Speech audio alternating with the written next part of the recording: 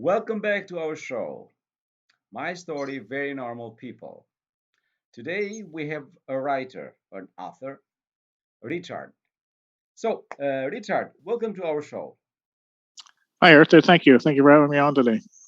So it's a pleasure to have you, and also it'll be a very good time and interesting to talk with you about your book and your life and other stuff as well. So before we start, tell us about something about yourself.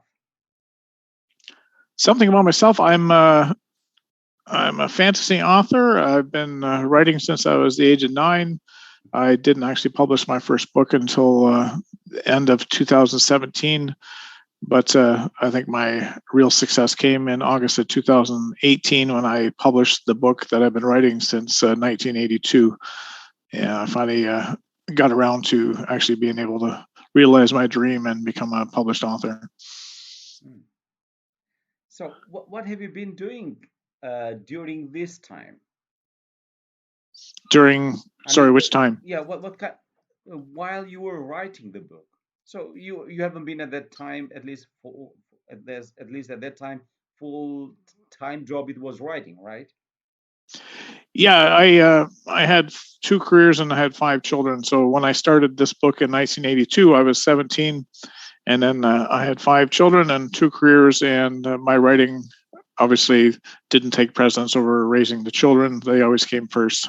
So my writing just was kind of a hobby back then. I would read the stories to my children as kind of bedtime stories, and sometimes when one of the stories got a little dark, my daughter would just leave the room and go to bed early. But uh, yeah, so I didn't have a lot of time to write for many, many years, but I started the Soul Forge in the fall of 1982, and I actually published it in August of 2018. So, of course, you said that you like writing, right? Mm-hmm. Because of the time, it took a little bit time to do that because you needed time and so on. So, uh, for you writing apart from the time, it was difficult for you to write, for to come the inspiration, let's say. It wasn't tough to get the inspiration. I think it was difficult just to find the time, and that was something that, looking back, if people asked me if you could do something different, that would be the one thing I did different, was to actually set aside time for myself, because I was very devoted family man, and we didn't have much money at the time for many, many years. So I worked a lot of overtime as well, just to try and put food on the table and make sure my kids could do what they wanted to do, get them into sports and everything else, and try and keep a car in a driveway and a roof over our head. So writing isn't something that you just sit down and just start doing. At least it isn't for me. It's something that I need to ease into. So it takes a bit to get into the writing muse, and then it's very easy to get pulled back out. And once you get pulled back out, it's tough to get back into it again. So for me, I need to have lots of time to sit there and write and get my mind wrapped around what I'm doing, and then I can ease into it and write. So, trying to raise a family and maintain a job, working lots of overtime, there didn't leave a lot of time for me to write during for like 35 years. I did a little bit here, a little bit there. I could take my kids to practice, and I had a beat up old laptop that the battery life might have been half an hour on it. And I'd hammer in whatever I could at that point, but it was just kind of spits and spurts, and Mhm. yeah. So, who has been, let's say, in your journey of writing, who has been your best uh, friend in one say, somebody who was help, I'll say it, to encourage you to do that. But there was two actually. When I was in grades 6, 7, and 8, we had a homeroom teacher, and his name was Mr. Woodley, and we just reported to him to take attendance. He was actually my teacher, and he knew that I wrote, and he read my book for me, and it was a science fiction book back then, and it was awful, but never once did he try to correct it. He never tried to make it better or give me any advice. He just encouraged me to keep on writing. So that was the first thing, and then in 2010, I met my current wife, and she has been so supportive of what I do, and she's actually encouraged me to actually follow my dream and become a published writer. So, with her inspiration and encouragement, I've been able to realize that now. So, uh, even a book is a fantasy, it has a message at least it has one message that it wants to convey to the reader. So, how many messages do you have in your book, if I can say that, and what are they? Yeah, you know what? I'd never set out to write any kind of message in my books. It's a fantasy story about people who uh, go on quests and find magic and stuff like that. But when you have character development and interaction, there's always these underlying themes that Mm, happen in everyday life that would here on Earth as well. So there's racism and there's alcoholism and there's all these different things that these they're just people just like you and I are, and none of us are perfect, and sometimes we struggle and we have highs and lows, and the same with my characters. They're not perfect. They have some very brilliant moments, and they have some pretty dark moments as well. So I never actually set out to ever write my book on a theme per se, mm, but if you have interaction of characters, I think the themes are always there. mhm. So I think it's very easy to put them in there just because they're part of life.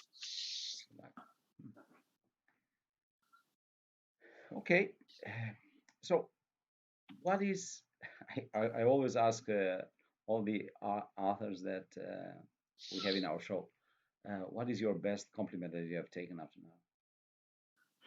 The best compliment I had, I not per se a compliment. I can't think of one right off the top of my head. I think the best thing that happens to me as an author is being an author. You're 6 to 8 months between books, and you're just behind your screen all day, and it can be a lonely job. Even though you're surrounded by all your characters, you're still by yourself, and a lot of times you have imposter syndrome. You wonder whether you're good enough and everything else. And every time now and then, someone just out of the blue will email me or say something on social media. And a lot of times, those people I had never met or spoken to before, and they say something very nice or encouraging or positive about one of my books out of the blue. And it's those moments that make being an author very special. Mm. So, do you think it'll be difficult for an ordinary reader to understand the message of your book? Not at all. I write them for people of all ages. So Mm, uh, as much as I like the Game of Thrones with George R. R. Martin, it was on HBO and all that. I wouldn't recommend him for younger audiences just because of the nature of some of the scenes in his stories and some of the language in his stories. I try to write mine clean, so that I always tell parents that if their children can read Harry Potter, they can read mine. J.K. Rowling writes in adult language, but obviously her audience is per se younger, but that's really not true because I love J.K. Rowling stuff as well. Uh, Terry Brooks was my inspiration as a fantasy author, and he writes them very clean as well. So as long as your reading level is high, you can you can be you can read my books. You don't have to be an adult to enjoy my stories, but I've got adults that are 70, 80 years old who absolutely love my stories as well. So I write them for people of all ages. mhm. So, what is Richard doing at the moment? I am currently writing Windwalker, which is book 3 in the Highcliffe Guardians series. And so I originally wrote the Soulford Saga. That's the one that I started when I was 17, finished when I was 52. And from that series, uh, dragons came into my books, and they were never supposed to be in my books. But in book 3, Into the Madness, the dragons showed up, and then I had to explain to the reader where the dragons went and why I didn't hear from them in the first 2 books. So I wrote the Legends of the Lurker series, which explains what happened to the dragons. So when I was writing that series, I mentioned in passing a 700-year-old elf queen, and she doesn't actually come into the story, but she's just mentioned as a historical figure. And as I'm writing the book, I'm thinking, I'd love to write her story. So that's what I'm doing now. So I went back in time again. I keep going backwards, and I'm gone 700 years before Legends of the Lurker, and it's the rise of this elf queen. She's actually a spoiled princess who lives in a posh palace, and the queen discovers a plot to assassinate her daughter, and she doesn't think her palace guard can keep the princess safe, so she exiles the spoiled princess to dragon colony, and the spoiled princess isn't too happy because now instead of having the posh palace that she used to live in with people brushing her hair for her, she now lives in this rock cave surrounded by dragons and fire-breathing creatures and goblins and everything else. So but it's all about the rise of this elf queen and how she becomes a very historical great figure. Mm. So it reminded me of a story of a lady who came as a refugee and from Syria, I think, where her family was a rich family, and you could see, and she just reached the land through a boat, a mini boat, let's say, and she was thinking, give me a comb to, to comb my hair, to fix it with myself. Everybody was saying, you're alive now, and she thought about that, because she got Hmm. used to that. That's what it came in my mind when you said about the princess in your book. Yeah, yeah. Well, is it funny that you mentioned a comb because a comb is a very important piece of artifact in this series or in this book anyway. In the first book, Keeper of the Jewel, it plays a very important part in the princess's life, and I won't explain it. Just wouldn't bore you on this interview, but there's a bone comb that is very important to Oderling, the princess. Mhm. So, Richard, what are your let's say apart from writing, what is when you write? Of course, when you write, you like that, it's something that fills you, but still you get tired of, you know, by writing. So, what is something that you do to, let's say, to relax a little bit? I like to read. Obviously, being an author, I think our best learning device is to reading. So I think we learn more from reading than we do from listening or taking courses. I think the best university for an author is to read other authors' works and Mhm. learn from them and everything else. And I like biking. I'm getting older now. I used to play soccer and baseball and hockey and all those other fun sports, tennis.